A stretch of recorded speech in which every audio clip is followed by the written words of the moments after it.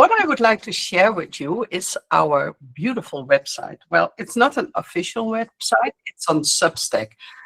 And Substack is a kind of social network for writers. But what is the great thing about Substack is that you can interact with everyone much more. So I really would like to encourage you to have a look at our website, to all the things you can do there. And also, wait, let me go here. So, wait. If you see all this, what we have done through the years, you can see a lot happening. So there's still so much knowledge and news there with all the color talks we organized through the years. Everything is there. So please have a look at our website. Maybe there's still a color talk that interests you. Really worth your while to have a look.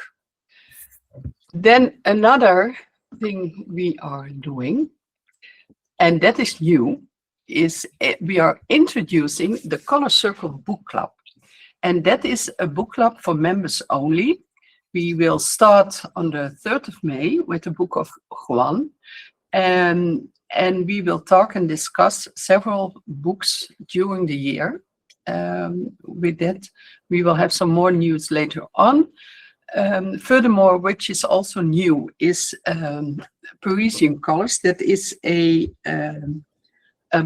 column by Vinciane Lacroix. She is like volunteering inside ICA Belgium. We are very glad you do that, Vinciane.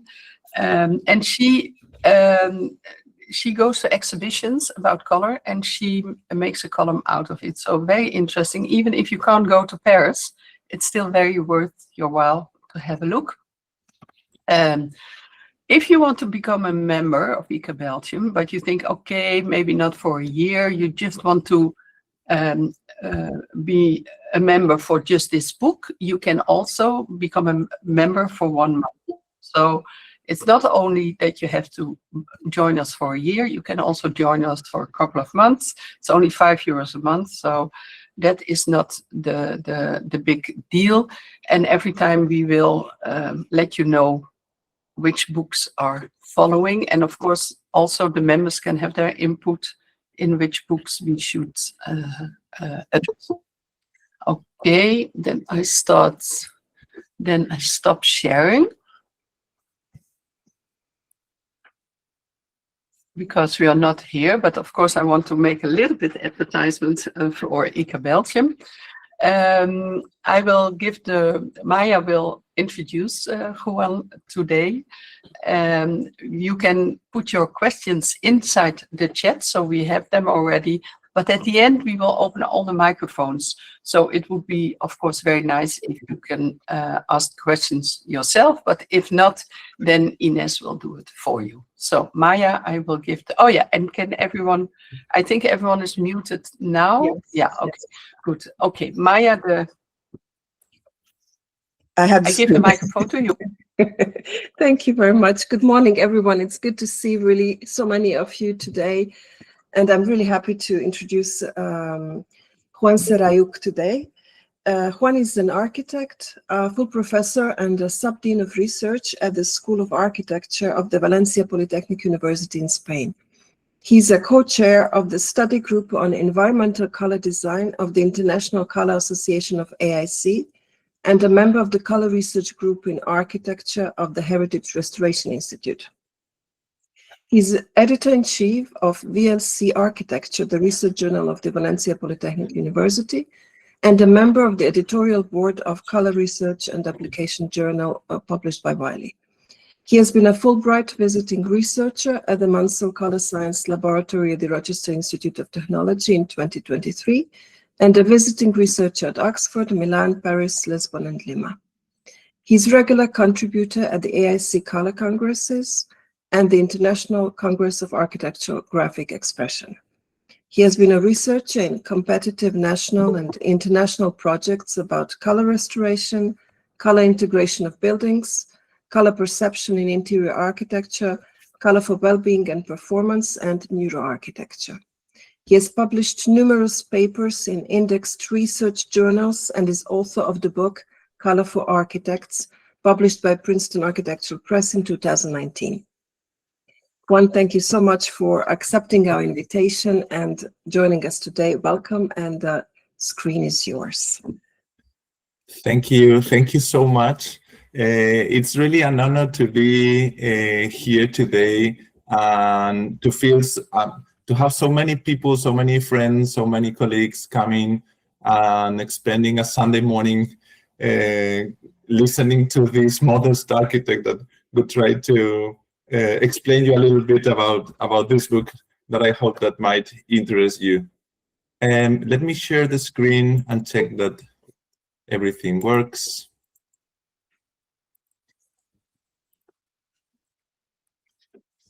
Okay, everything is working. Yes, can you see my screen? Thank you. Well, so again, thanks ICA Belgium for this opportunity to present my work. I would like, before going to the book, to introduce myself as a member of the Color Research Group in Architecture of the Heritage Restoration Institute of the UPV, my university. I would like that you understand that many of the results, including in the book, come from our research. We are a group of professionals for different disciplines, mainly architecture, but also fine arts. And we have experience in research projects with color, architecture, and design for more than 25 years. So as academics, as teachers, professors, we have experience in teaching color in different levels at the university, graduate and master level. And the book started, the initial idea was to have a textbook for our students with all the contents that we thought that were important for them to know. And before going to the book, I would like also to introduce Valencia, my hometown, my city. If you want to come to visit us, and I definitely recommend you to do so during next AIC 2027 that we will host in Spain. The Spanish Color Group will host the AIC International Color Congress in Valencia in 2027. Well, Valencia is in the east part of Spain, in the Mediterranean coast. We have a big historical urban center that has been interesting for us to make a color study. And probably Santiago Calatrava is our best well-known international Valencian architect. So we have these two sites, like a big historical middle-age city center and also contemporary buildings. Okay, so let me introduce you Color for Architects. It's a book that was published by Princeton Architectural Press in 2019 and which was translated into French by Editions L'Humanitaire with a different title. Utiliser la couleur that, well, I don't know French, I'm sorry. Use the color in an architectural project, okay? It's a book, I insist, initially for our students, but also for professionals and scholars of architecture and interior design. And it contains what we believe that are the most important things that we need to know about color in our profession. So I'm sure that you might probably have your own idea about what does exactly an architect or an interior designer need to know about color. And well, certainly, what an architect needs is not just to know about color, but basically, and more important, to experience with color. So perhaps you wonder what makes this book slightly different from others. Well, I would say that my concerns as a professional and academic involved in university teaching are to give answer to architectural color from three approaches, which are technical, cultural, and artistic. So I would like to think that the book is useful to open and put into question many certainties that we might have about color. And it tries to cover all the different steps of the process of the color decisions for a project, for an architectural project, from the ideation to the final construction.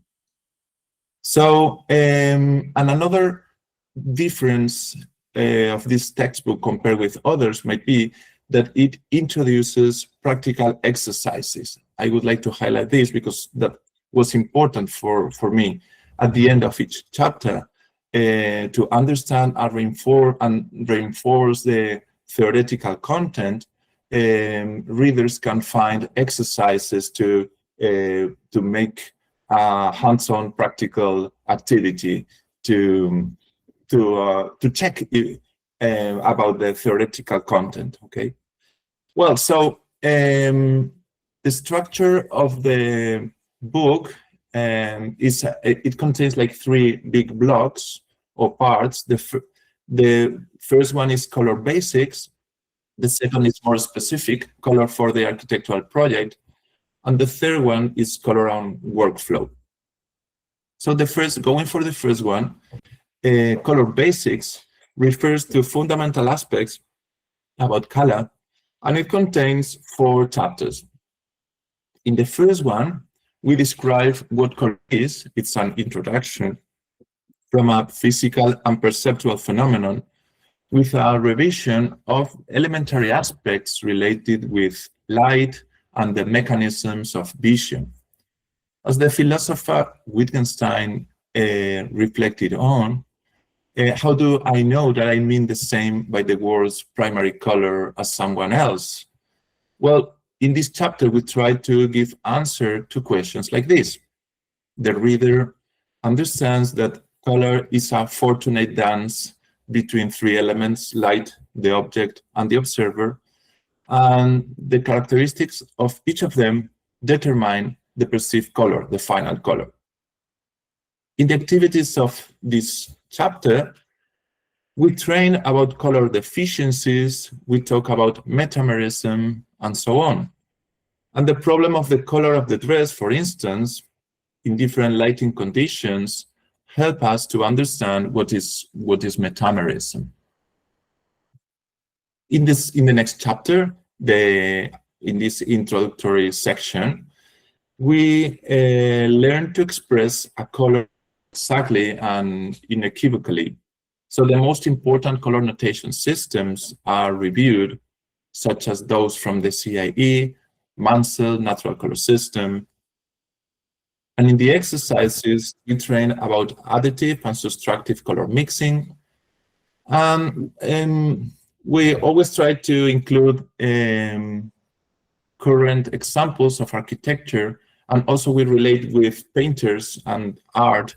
So, well, in this case, following the tradition of the Impressionist painters that used the blue hues for the shadows, we put into question whether a cast shadow in our building needs to be necessarily black. It can have different colors. So with fantastic examples like these by Ross Barney architects in Ohio, or the work by light artist Yves Cherney, we try to reflect on these questions. Well, chapter 3, the third from this initial block, is about color and perception, and explains many of the effects of color perception, such as the color interactions, the simultaneous contrast after images, and so on. I follow Joseph Albers. I'm really fan of Joseph Albers' teaching. And here in this chapter, I rely in some of his findings to recognize what he said, that color continually deceives, because it seems to change according to the observation conditions, the illuminant we use, the size of the color surface, the distance of the observer, the neighboring colors. So we face the usual problem of why the color I finally see is different to the one I chose you know, and we tried to understand why this phenomenon happened, you know, simultaneous contrast and so on. In the exercises, we reflect also about other perceptual conflicts related, for instance, with color depth. Probably you know this photograph on the left side, which was trendy in social networks, and it has this streaking effect because the building on the right side seems closer to us, and it's in real life it is more distant.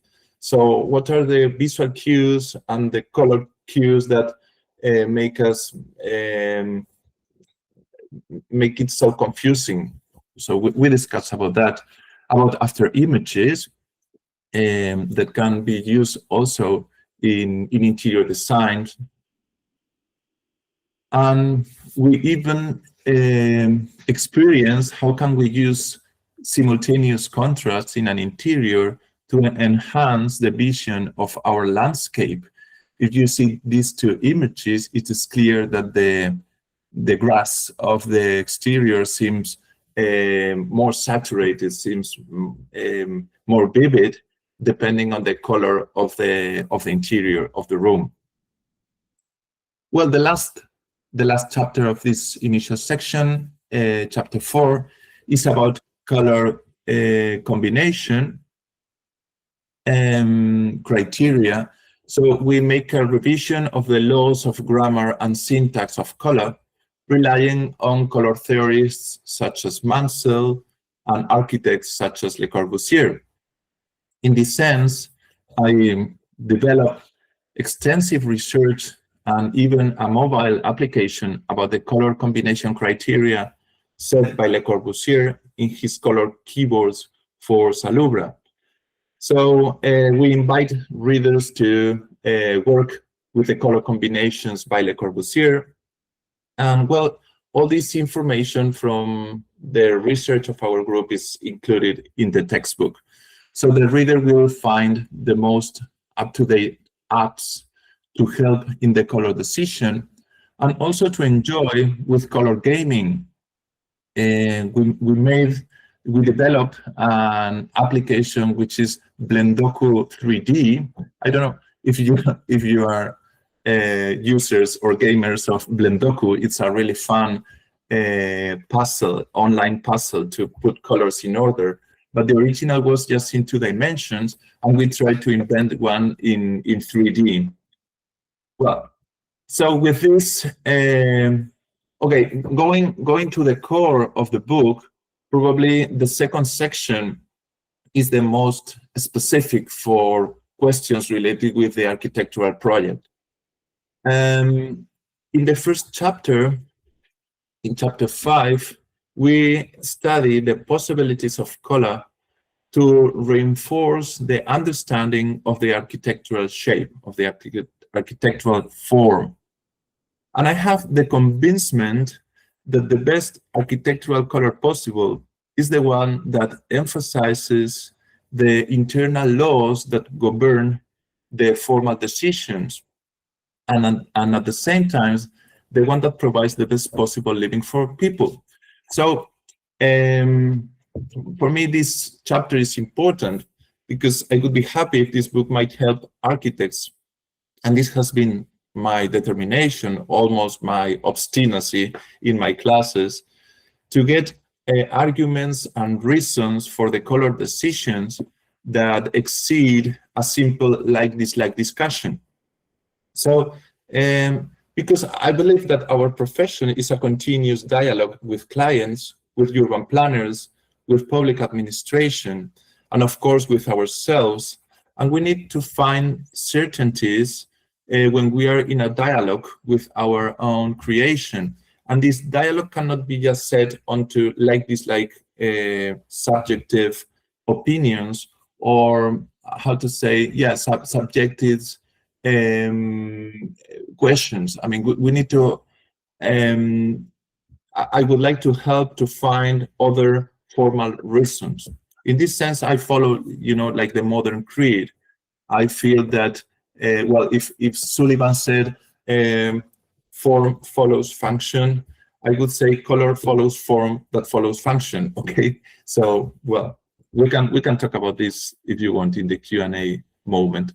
Anyway, in this chapter, I invite readers to understand that color can be a strategic feature to shift the sense of distance in an interior, for instance, in a space. We can use color to inform about function, and the use of a building for the wayfinding, to find the right path, to explain the internal composition of the building. We can use color to set a building's dialogue with a landscape, to hide or hint the presence of a building in the surroundings. And these are all plastic possibilities that color provides to strengthen our idea as architects. So in the activities of this chapter, I included the results of a research experiment that we did in Valencia, trying to integrate tall buildings with visual impact in the surroundings of our Middle Ages gate by means of a new facade treatment. So we developed environment panoramas, 360 panoramas, with different color solutions for these tall buildings that are supposed to be demolished in the future because they not fit with the aesthetic of the surroundings. So we wanted to put into question these and perhaps try to find alternative solutions to the demolition. Well, so color can be a powerful strategy to reduce the visual impact of the buildings. Citizens certainly consider that some color claddings were good alternatives to demolition for a good visual integration. And this is another example, another activity of this section in which we learn that the visual mixing of colors is a good resource to integrate a building from the distance and at the same time to make it prominent from a closer view. For me, this building by German architect Sauerberg-Hütten in Munich is a great example of this. Chapter 6 is about visual ergonomics. This contains, I would say, normative aspects related with light and color. These are like, well, basic criteria for a good contrast, a good lighting level, and to ensure a good performance of the activities in interior spaces. Related with this, we made a couple of experiments in the UPV, trying to demonstrate with neurological and physiological markers that cool hues compared to warm enhance performance in attention and memory in the classrooms of university students. And regarding saturation, an intermediate level of saturation was optimal. Other experiments or research projects we developed regarding seniors in nursing homes, we obtained that the preference for a color was related with the arousal level induced by each color. So in this case, the cool hues were more preferred for bedrooms and places to be quiet, and warm hues were more preferred for activity rooms. Chapter 7. Wow, this is a content that I'm really interested in. I've worked quite hard in this part. And it's a chapter in which we ask ourselves whether architecture must necessarily be white or not. And we reflect on the false myth of the color white in modernity, in the modern period. My opinion is that the most important reason for the devotion for white in architecture is probably the absence of a reliable historiography of color during the modern period. So that is something that I've tried to fulfill with historical essays about architectural color in the 20th century that you can find, well, in color research and application, or more recently in the collection A Cultural History of Color by Bloomsbury. But let me just point out 3 curiosities about this, about the false myth of white during the modern period. Okay, first look to this interesting statement. It says, "I do not understand architects. They are always afraid of using strong colors beside each other." Well, at first glance, one might think that this sentence might belong to any of us, perhaps here in this forum, talking about our other colleagues. But it is quite surprising that this statement belongs to Adolf Loos, who, as you know, is the author of Ornament and Crime, 1913, and who is supposed to be the responsible for the chromatic austerity of the later modern movement. So when the texts and the architecture of Adolf Loos is reviewed, one understands that color was important and has a presence in his architecture. I'm happy that it was possible for me to be the director of a PhD thesis demonstrated that Adolf Loos houses had plenty of color. Okay, another example. What about Le Corbusier? How many buildings do you think that Le Corbusier designed with just white color? More than 20, between 10 and 20, less than 10, none of them? Well, you probably know this, but it is still astonishing that the right answer is none. There is not a single building by Le Corbusier with just white color. So certainly the emblematic Ville Savoye was plenty of colors, as you can see in the model pertaining to the Museum of Modern Art in New York. Okay, so these are all questions that we explain in the book to strengthen the knowledge about color during modern period. One last reflection on this. Was color important for Mies van der Rohe? Okay, just have a look to this image of the German pavilion in the Barcelona International Exhibition and compare with the temporary installation that Anna and Eugenie Bach made in 2017, covering the pavilion completely in white. Well, after watching this, it is not easy to state that the color and material were not important features in Mies' work, is it? Okay, what about chapter 8? The meaning of color. Well, this is the chapter in which I try to deal with the issue of color psychology. Well, I have to confess that not being myself an expert in these issues and just a modest architect, in the textbook, I've tried to be very prudent with these matters.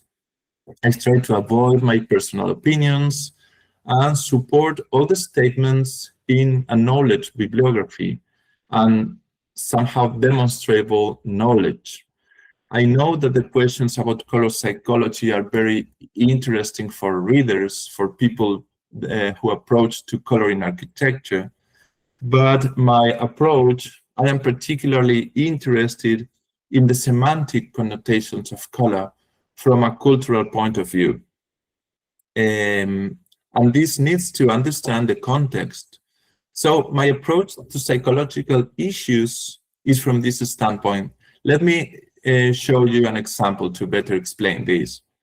For instance, when the Spanish architect Rafael Moneo covers with this sumptuous red plaster the interior hall of the Muses in El Prado Museum in Madrid, definitely he's making a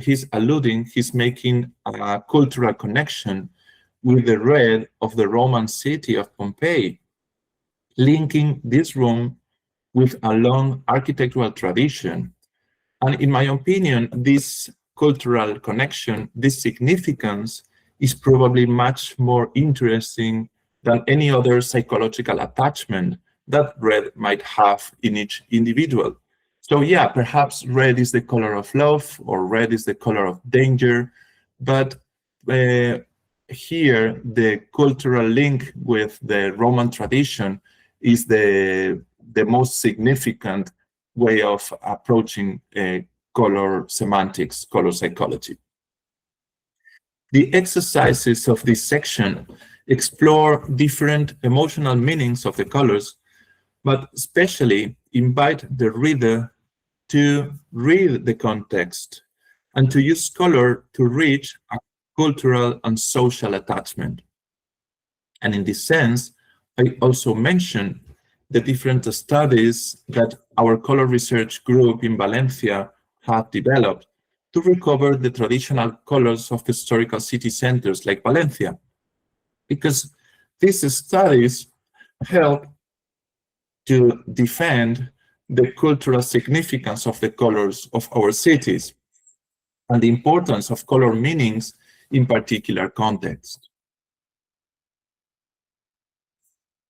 The next chapter, chapter 9, studies color trends in contemporary architecture, with colors being influenced by new technologies, versatile finishings, changing color overlays, LED lighting technologies, and so on.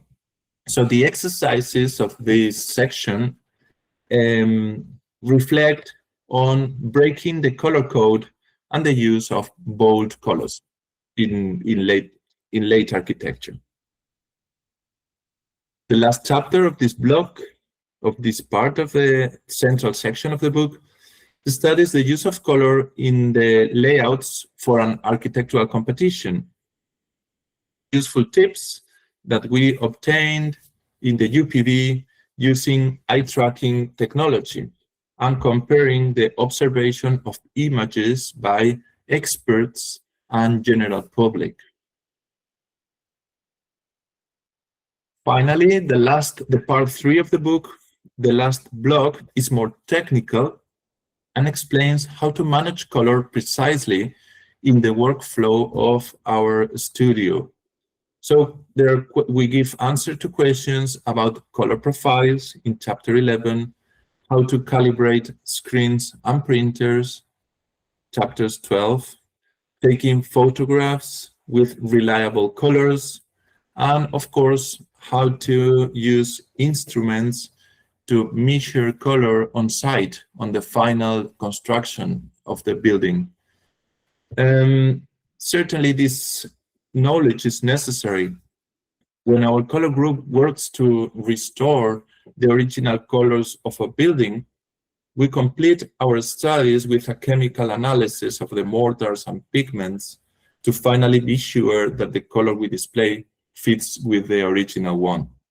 So all these questions are explained in the book. Here I show you one of our latest restorations on an eclectic building of the 1920s in Valencia. Well, and the book finishes with an appendix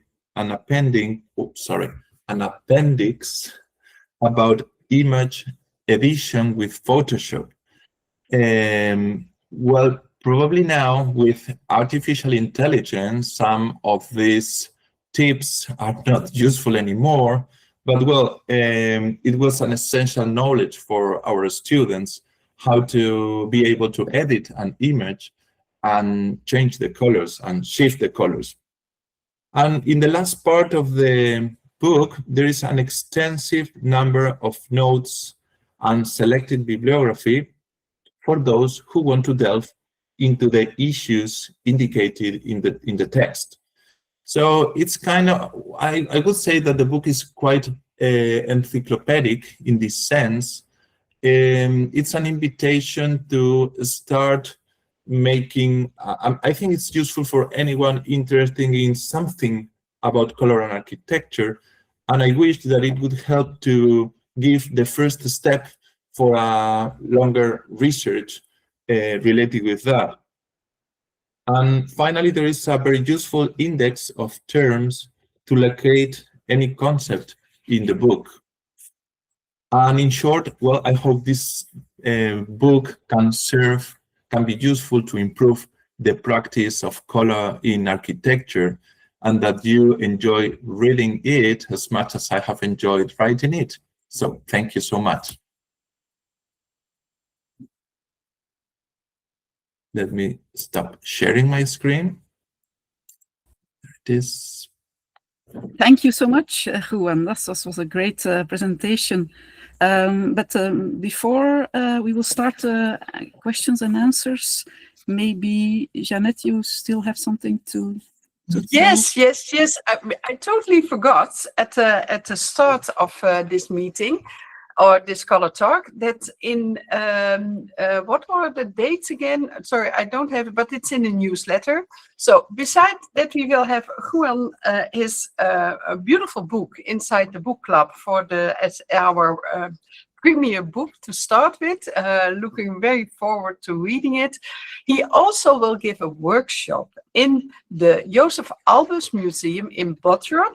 This is a collaboration between the German Color Society and the Belgian Color Society, and we are organizing a 2-day workshop in which not every detail is already set, but if you want to join you or have more information, put yourself on the waiting list through the newsletter you got. And maybe we see each other in, I think it's the last weekend of June, if I remember correctly. Yes, that's correct. Yes. Yeah, on a Saturday and a Sunday. So 2-day workshop with Juan. So if you want to know or learn more what is already also explained in the book, who knows, we'll see each other there. Thank you very much, Juan. And I will give the microphone now to Ines, who will start the Q&A. And for everyone else who wants to join in, microphones are open. You can put your camera on if you want. So, okay, it's up to you, Ines.